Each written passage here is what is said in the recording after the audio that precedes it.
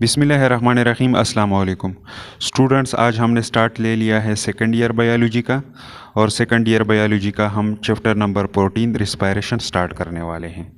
आज के बाद आप लोगों के लिए मैंने प्रोग्राम कुछ इस तरह बना दिया है कि मैं चाहता हूं कि एक वीडियो लेक्चर मैं फर्स्ट ईयर के बायोलॉजी से आप लोगों के लिए अपलोड करता रहूं, और एक वीडियो लेक्चर मैं सेकंड ईयर बायोलॉजी से अपलोड करता रहूँगा, ताकि दोनों का सिलेबस क्या कर सके, हम आगे की तरफ आहिस्ता आहिस्ता रन कर सकें। तो आज हम स्टार्ट लेते हैं चैप्टर नंबर 14 रिस्पायरेशन से। तो फर्स्ट ऑफ ऑल हम देखते हैं इंट्रोडक्शन को, कि इस चैप्टर के इंट्रोडक्शन में उन्होंने क्या दिया हुआ है। तो इसके इंट्रोडक्शन में उन्होंने लिखा है कि ज़िंदगी का एक इम्पोर्टेंट रिक्वायरमेंट जो है वो एनर्जी है। एनर्जी ज़िंदगी के लिए ज़रूरी है, इसके बगैर लाइफ पॉसिबल नहीं है। तमाम सिस्टम्स जो हैं, जो कि लिविंग ऑर्गेनिज्म के बॉडी के अंदर है या नॉन लिविंग सिस्टम है, फॉर एग्ज़ाम्पल कोई मशीन वगैरह हैं, ये सारी चीज़ें जो हैं ये एनर्जी के थ्रू ही चलती है। एनर्जी के बगैर ये चीज़ें रन नहीं हो सकती। तो हम बायोलॉजी पढ़ रहे हैं, तो हम यहाँ पे ज़्यादा फोकस लिविंग ऑर्गेनिज्म के ऊपर रखेंगे। तो लिविंग ऑर्गेनिज्म के बॉडी के अंदर जो मुख्तलिफ़ किस्म के प्रोसेस होते हैं, जैसा कि फॉर एग्ज़ाम्पल मूवमेंट हो गया, इसके अलावा ग्रोथ हो गया, रिप्रोडक्शन वगैरह हो गया, इन सब प्रोसेस के लिए क्या चाहिए, इन सब प्रोसेस को रन करने के लिए एनर्जी की रिक्वायरमेंट होती है। तमाम एनिमल्स जो हैं वो एनर्जी हासिल करते हैं किस चीज़ से? फूड से, जो वो खाते हैं, और फिर इस फूड को सेलुलर लेवल पे ब्रेक डाउन कर दिया जाता है ताकि इससे एनर्जी हासिल किया जाए एरोबिक रिस्पायरेशन में, और फिर इस एनर्जी के ज़रिए क्या कर दिया जाता है, सेलुलर एक्टिविटीज़ को रन किया जाता है। तो ये सारी चीज़ें कैसे होती हैं, ये यहाँ पर हम इन छोटे छोटे डायग्राम्स के थ्रू समझने की कोशिश करते हैं। तो दो तरह के ऑर्गेनिज्म हो सकते हैं। फर्स्ट वन यहाँ पे हम कंसीडर करते हैं कॉम्प्लेक्स वन। पहले हम कंसीडर करते हैं कॉम्प्लेक्स ऑर्गेनिज्म या कॉम्प्लेक्स एनिमल।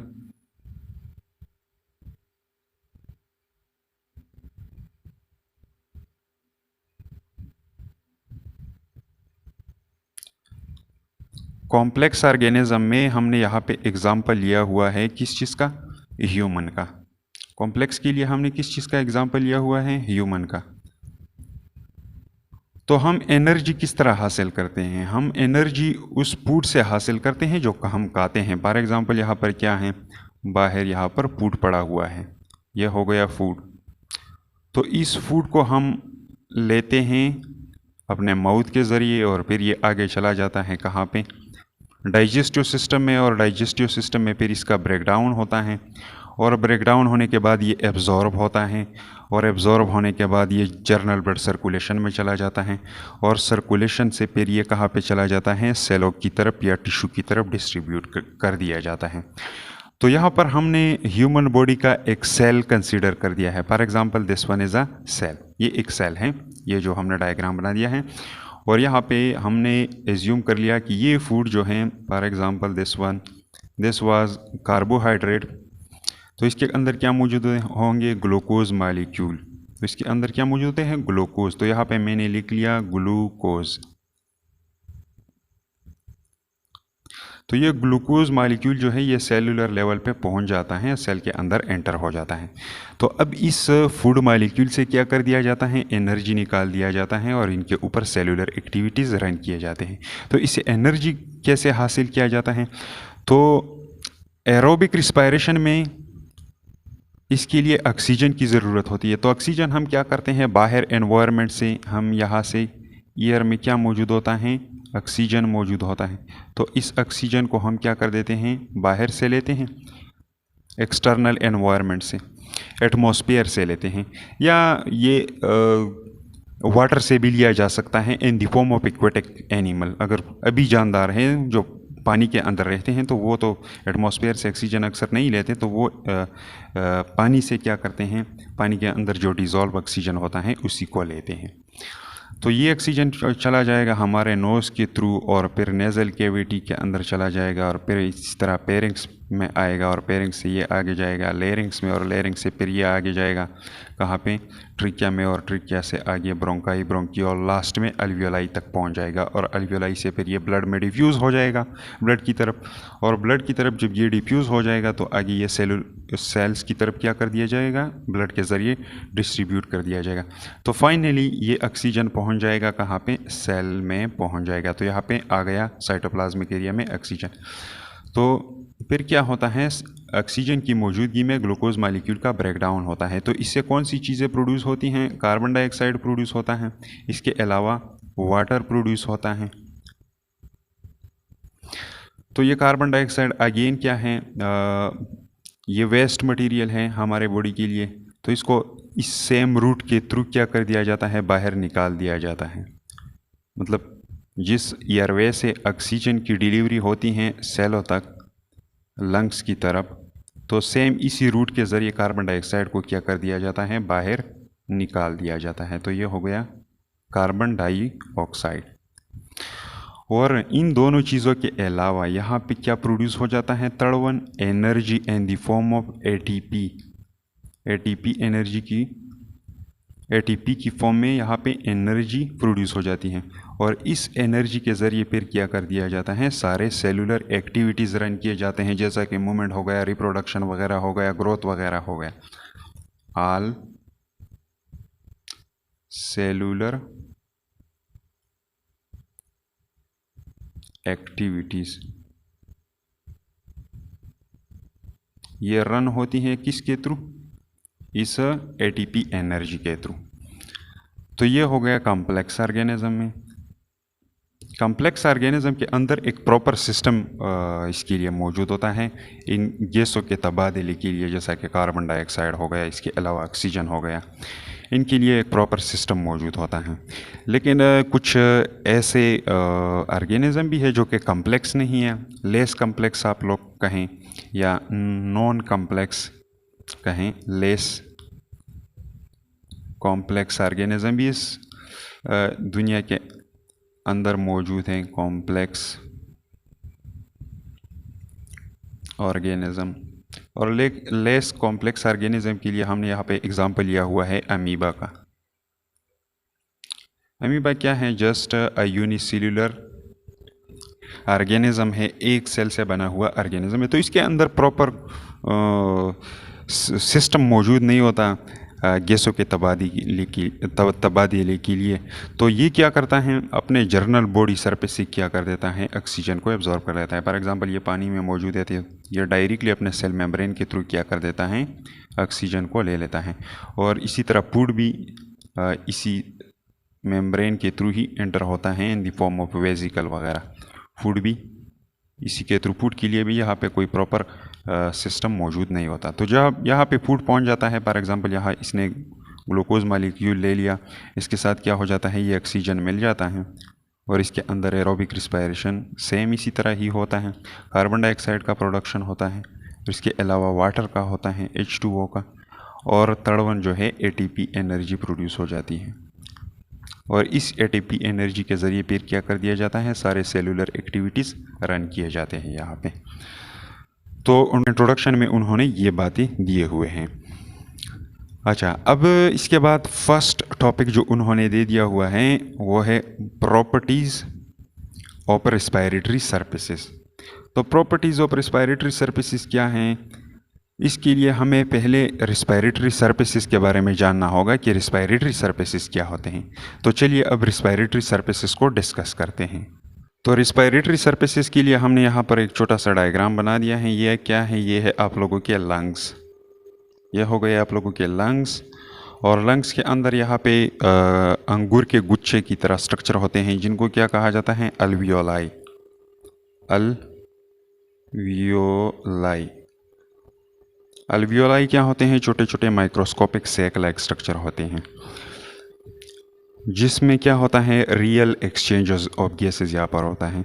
यहाँ से हमने एक छोटा सा सैक लाइक स्ट्रक्चर बाहर निकाल लिया। एक छोटे से सैक लाइक स्ट्रक्चर को अल्वियोलस कहा जाता है, अल्वियोलस।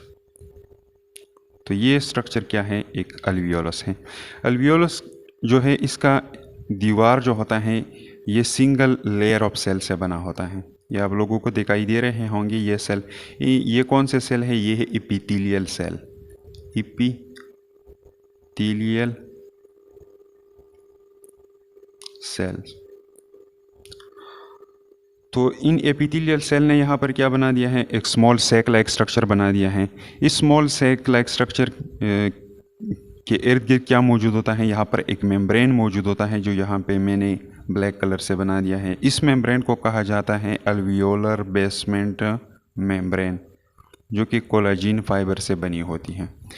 और इसके बाद क्या होता है? अल्वियोलस के इर्द गिर्द ब्लड कैपिलरीज मौजूद होते हैं। तो यहाँ पर ये स्ट्रक्चर क्या है? ये pipe like structure, this is called blood capillary, जिसके अंदर क्या होता है? ब्लड रन करता है, खून दौड़ता है। तो अब यहाँ पर रिस्पिरेटरी सर्फेसेस कौन हैं?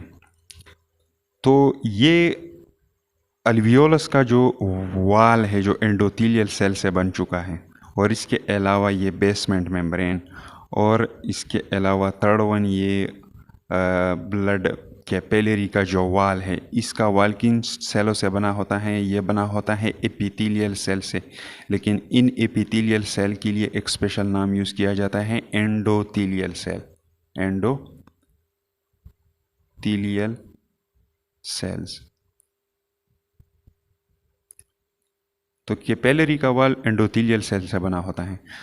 तो अल्वियोलस का वाल, अल्वियोलर बेसमेंट मेम्ब्रेन, और इसके अलावा कैपिलरी वाल, इन तीनों को कोलेक्टिवली क्या कहा जाता है? यही कोलेक्टिवली बना देते हैं आप लोगों के रेस्पिरेटरी सर्फेसेस। रेस्पिरेटरी सर्फेसेस क्या हैं? ये वो जगह हैं जिनके थ्रू क्या होता है? एक्सचेंज ऑफ गैसेस होता है। तो असल में एक्सचेंज ऑफ गैस यहाँ ही पर ही होता है। यहाँ पर क्या होता है? ऑक्सीजन का कॉन्सेंट्रेशन हाई होता है, हाई अमाउंट में ऑक्सीजन मौजूद होता है। तो ऑक्सीजन यहाँ से ब्लड की तरफ मूव होता है, और इसी तरह यहाँ पर ब्लड में कार्बन डाइऑक्साइड का कंसंट्रेशन काफ़ी हाई होता है, CO2 और यहाँ पे कम होता है। तो यहाँ से इधर कार्बन डाइऑक्साइड का मूवमेंट होता है। तो ये एरिया जो है, मतलब wall of the alveolus alveolar basement membrane and wall of the capillary, ये बना देते हैं रिस्पिरेटरी सर्फेसेस। इसको कहा जाता है रिस्पिरेटरी सर्फेसेस। तो ये हो गया रिस्पिरेटरी सर्फेस, रिस्पिरेटरी सरफेस। ये हमने एक अल्वेलस खोल दिया है, तो ये हो गया एक अल्वेलस का रिस्पिरेटरी सरफेस। ये तो एक अल्वियोलस का रिस्पिरेटरी सरफेस है। यहाँ पर तो 7 मिलियन तक अल्वियोलाई मौजूद होते हैं। तो उन सब के सरफेसेस को हम कोलेक्टिवली क्या कहेंगे? Respiratory surfaces. अब ये रिस्पिरेटरी सरफेसेस जो हैं, इनके प्रॉपर्टी उन्होंने दिए हुए हैं कि ये कैसा होना चाहिए। तो फर्स्ट वन उन्होंने लिखा है कि इट मस्ट बी परमिएबल। ये मेम्ब्रेन जो है या ये सरफेसेस जो हैं, ये सारे क्या होने चाहिए? परमिएबल होने चाहिए। परमिएबल से मुराद ये है कि इनसे मटेरियल पास होने चाहिए। ये ऑक्सीजन और कार्बन डाइऑक्साइड का यहाँ पे अच्छी तरह एक्सचेंज होना चाहिए। पहला प्रॉपर्टी तो इसमें ये होना चाहिए। सेकंड वन प्रॉपर्टी में वो क्या कहते हैं? It must be 10 up to 1 millimetre or less. ये पतला होना चाहिए, ये एरिया इतना पतला होना चाहिए कि इससे आसानी से क्या हो सके? ट्रांसपोर्ट ऑफ गैसेस हो सके, एफिशिएंट डिफ्यूजन यहाँ पे हो सके। ये कितना थिन होना चाहिए? अप टू 1 मिलीमीटर तक ये थिक होना चाहिए, मोटा होना चाहिए, या इससे लेस भी होना चाहिए, ताकि यहाँ पर क्या हो सके? अच्छी तरह डिफ्यूजन का प्रोसेस हो सके। थर्ड वन वो क्या कहते हैं? इट शुड बी लार्जर या लार्ज। ये कितना होना चाहिए? ये बड़ा होना चाहिए, ये काफ़ी ज़्यादा मकदार में ये सरफेस एरिया होना चाहिए। तो जितना ज़्यादा सरफेस एरिया होगा उतना ज़्यादा एक्सचेंज ऑफ गैसेस होगा। तो थर्ड पॉइंट में वो क्या कहते हैं कि ये लार्ज होना चाहिए, ताकि ज़्यादा सफिशेंट अमाउंट में गैसेस एक्सचेंज हो सके। ऑर्गेनिज्म कि बॉडी के अंदर और एनवायरनमेंट के बीच में गैसों का तबादला हो सके। इसके बाद फोर्थ वन क्या कहते हैं, फोर्थ वन पॉइंट में वो कहते हैं it should possess a good blood supply. यहाँ पे एक अच्छी तरह ब्लड सप्लाई होनी चाहिए इन कैपिलरीज में, ताकि क्या कर दिया जाए, अच्छी तरह यहाँ पे कार्बन डाइऑक्साइड लाया जा सके और इसको बाहर ट्रांसपोर्ट किया जा सके या डिफ्यूज़ किया जा सके, और इसी तरह यहाँ से जो ऑक्सीजन आ रहा है एक्सटर्नल एनवायरनमेंट से, ये आगे ब्लड में क्या हो सके, डिफ्यूज़ हो सके अच्छी तरह। तो यहाँ पे ब्लड सप्लाई अच्छी होनी चाहिए। लास्ट वन पॉइंट में वो क्या कहते हैं, there should ventilation mechanism. Organism के लिए वेंटिलेशन मैकेनिज़्म होना चाहिए। यहाँ पर गैसों के तबादले के लिए एक प्रॉपर वेंटिलेशन मैकेनिज़्म होना चाहिए। वेंटिलेशन मैकेनिज़्म क्या होता है, मतलब स्टेल एयर को बाहर निकाल देना, मतलब कार्बन डाइऑक्साइड वगैरह जो हैं इनको बाहर एनवायरनमेंट की तरह प्रॉपर निकाल देना, और इसके अलावा फ्रेश एयर बॉडी के अंदर एंटर कर देना। इसको क्या कहा जाता है, वेंटिलेशन मैकेनिज़्म। तो यहाँ पर प्रॉपर ऑर्गेनिज्म के लिए प्रॉपर वेंटिलेशन मैकेनिज़्म होना चाहिए, ताकि उसको फ्रेश एयर मिल सके, एक ऐसी जगह प्रोवाइड करनी चाहिए उसके लिए, और उससे वो स्टेल एयर जो है, गल सड़ा हुआ हवा जो है जिसके अंदर कार्बन डाइऑक्साइड का मकदार काफ़ी हाई है, वो बाहर एनवायरनमेंट की तरफ जा सके। तो ऐसा प्रॉपर वेंटिलेशन मैकेनिज़्म होना चाहिए। अच्छा, तो ये थे रिस्पायरेटरी सर्विसेज की प्रॉपर्टीज़। उम्मीद है समझ में आ चुका होगा। नेक्स्ट वीडियो लेक्चर में हम पढ़ेंगे ह्यूमन रिस्पायरेटरी सिस्टम।